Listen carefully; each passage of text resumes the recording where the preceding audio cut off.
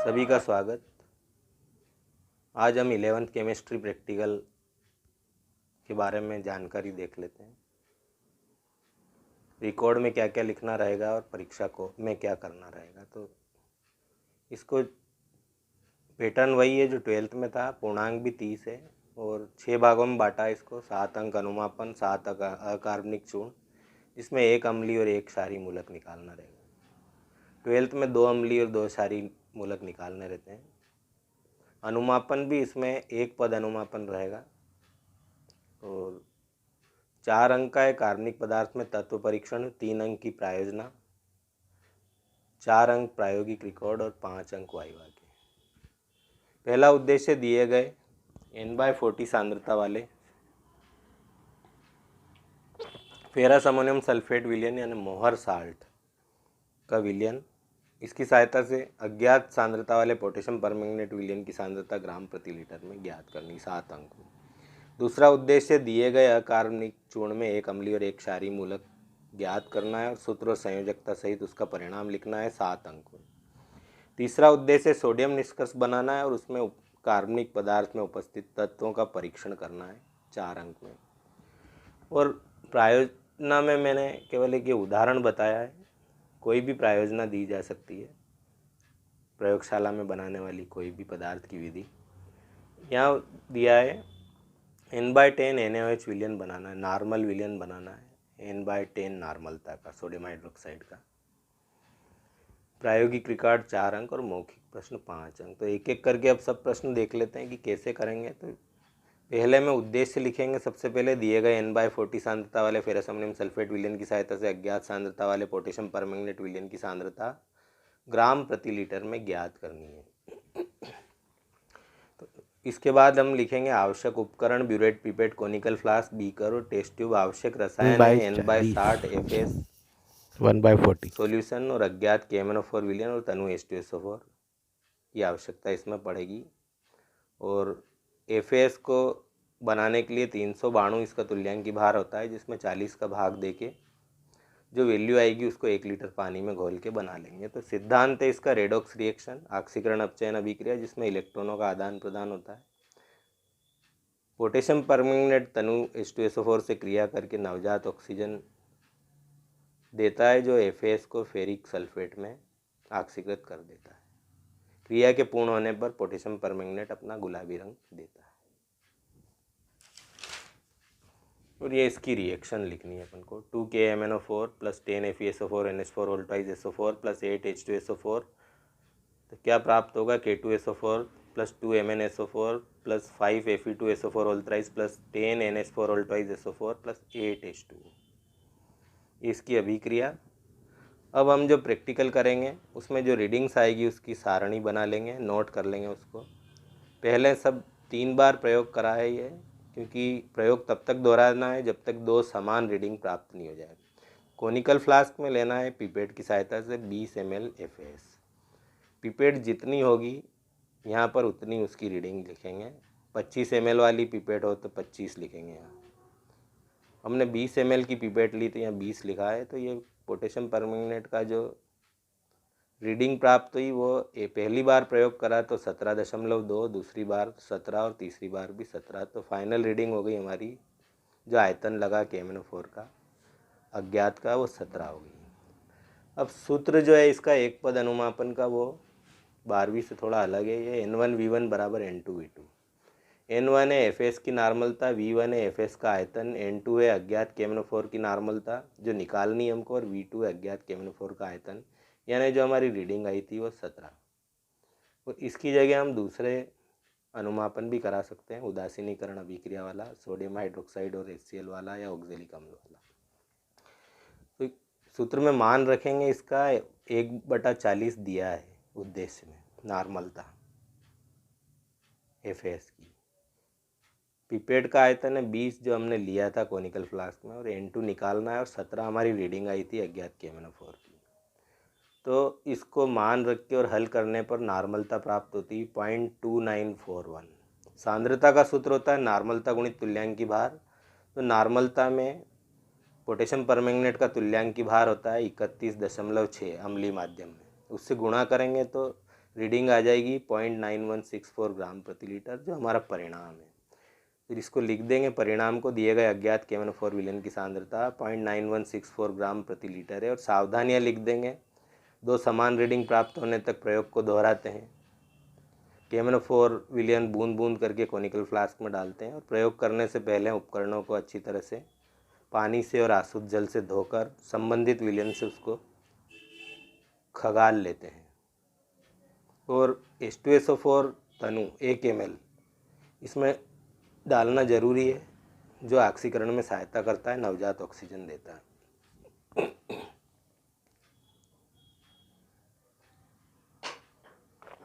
दूसरा प्रश्न थोड़ा लेंदी होने की वजह से बाद में बताएंगे, पहले तीसरा प्रश्न हम देख लेते हैं। तीसरा उद्देश्य हमारा, दिए गए कार्बनिक पदार्थ में नाइट्रोजन, सल्फर एवं हेलोजन तत्वों का परीक्षण कीजिए।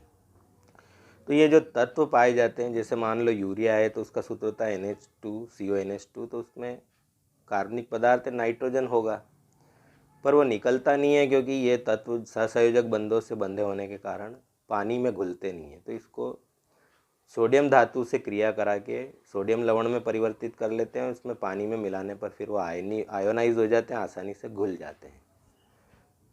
यही इसका सिद्धांत है जो लिखना है जिसे।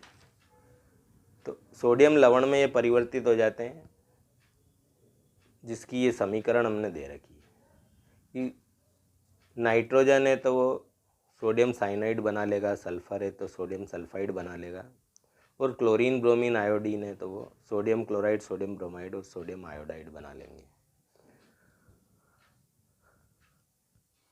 लिखना हमको परीक्षा में तो एक ही रहता है जो निकलता है हमारा प्रयोग में, बाकी सभी बता रहे हैं हम, ताकि प्रैक्टिकल रिकॉर्ड में ये सब लिखे जा सकें उस हिसाब से।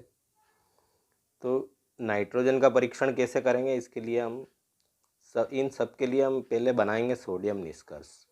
वो कैसे बनाते हैं कि एक ज्वलन नलिका लेते हैं, लिखा नहीं है हमने, मैं बता देता हूँ, और ये सब थ्योरी में भी है, आप थ्योरी की किताब में भी इन सबको देख सकते हैं।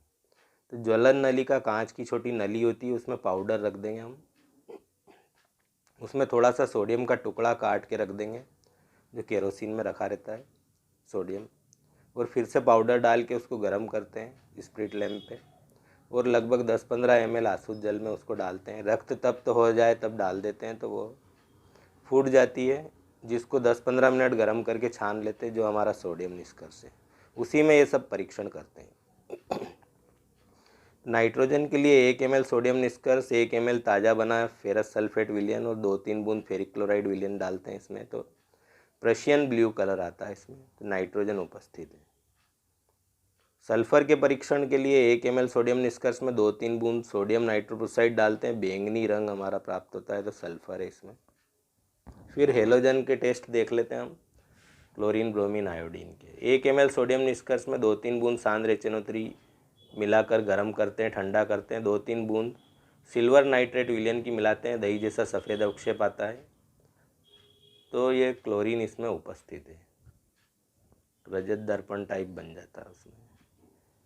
ब्रोमीन के लिए 1 ml सोडियम निष्कर्ष, 1 ml उसमें क्लोरोफार्म या कार्बन टेट्राक्लोराइड मिला देते हैं, इसमें 2-3 बूंद क्लोरीन जल मिलाते हैं, और फिर देखते हैं कि जो क्लोरोफार्म की परत कैसी बन रही है। उसका रंग बादामी हो तो ब्रोमीन है, और यही प्रयोग में अगर परत का रंग बैंगनी हो जाए तो वो आयोडीन उपस्थित है। तो ये थे हमारे तत्व परीक्षण। अब देख लेते हैं हम चौथा उद्देश्य। चौथे उद्देश्य में हमको N/10 NaOH विलयन का निर्माण करना है।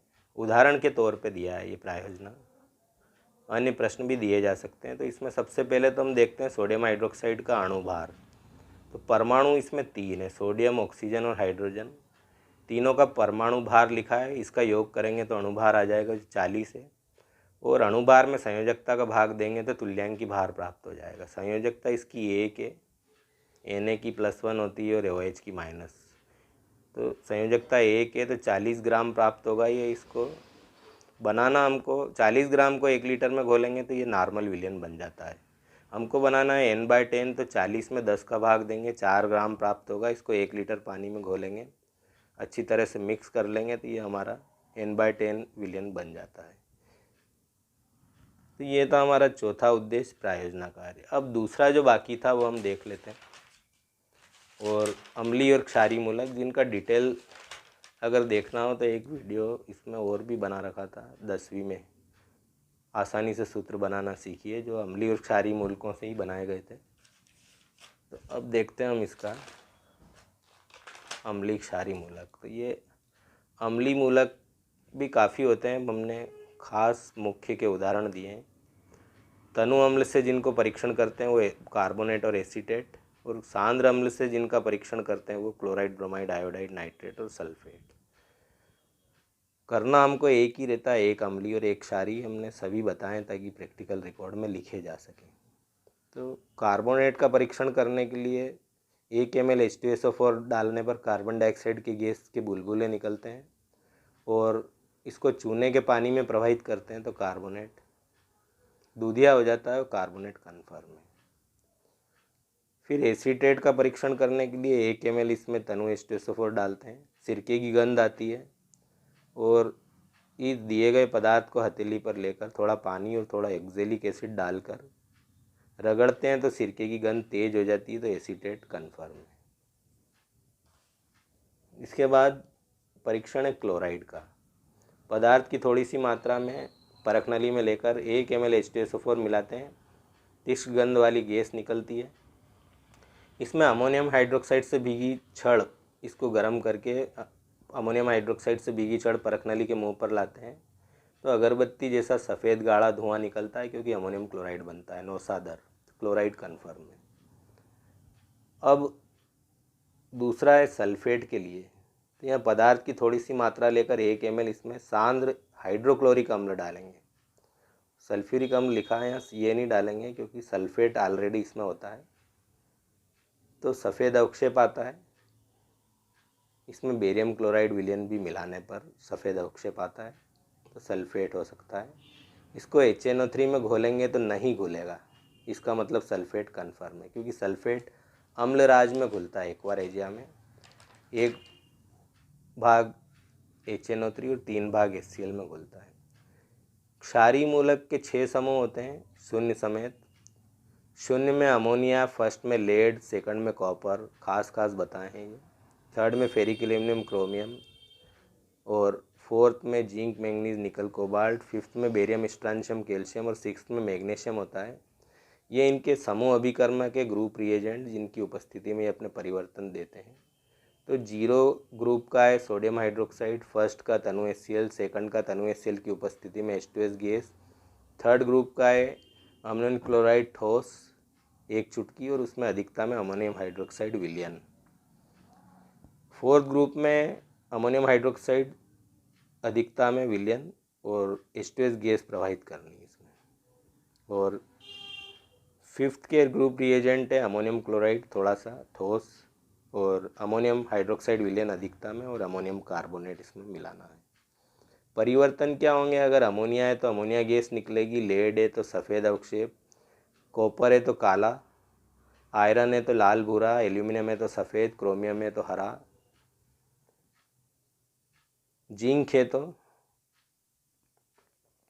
सफ़ेद, मैंगनीज का गुलाबी, निकल का काला, कोबाल्ट का भी काला अवक्षेप आता है। बेरियम, स्ट्रांशियम, कैल्शियम तीनों में सफ़ेद अवक्षेप आते हैं। अगर कोई उपस्थित होता है तो बाद में इनका विशेष परीक्षण कर लेते हैं। तो परीक्षण इसमें केवल एक निकालना रहता है। तो ये अमोनिया के लिए क्या करेंगे? पदार्थ की थोड़ी सी मात्रा को परख नली में लेकर 2 ml NaOH विलयन मिलाने के गर्म करते हैं तो अमोनिया गैस निकलती है, अमोनिया हो सकता है। परख नली के मुंह पर सांद्र HCl से भीगी हुई छड़ लाते हैं तो अमोनियम क्लोराइड बनता है, नौसादर, सफ़ेद गाढ़ा धुआं निकलता है, अमोनिया कन्फर्म। लेड के लिए क्या करेंगे? पदार्थ की थोड़ी सी मात्रा परख नली में लेकर 2 ml तनु HCl विलयन मिलाकर इसमें पोटेशियम आयोडाइड विलयन मिलाते हैं तो पीला अवक्षेप आता है। पहले सफ़ेद अवक्षेप आता है, पोटेशियम आयोडाइड विलयन मिलाने पर पीला अवक्षेप आता है, तो लेड कन्फर्म हो जाता है। तो ये 2 उदाहरण हमने शारी मूलक के बताएं जिसमें से एक करना रहेगा कोई। तो ये थे हमारे 4 उद्देश्य 11 प्रैक्टिकल के। Thank you, thanks for watching.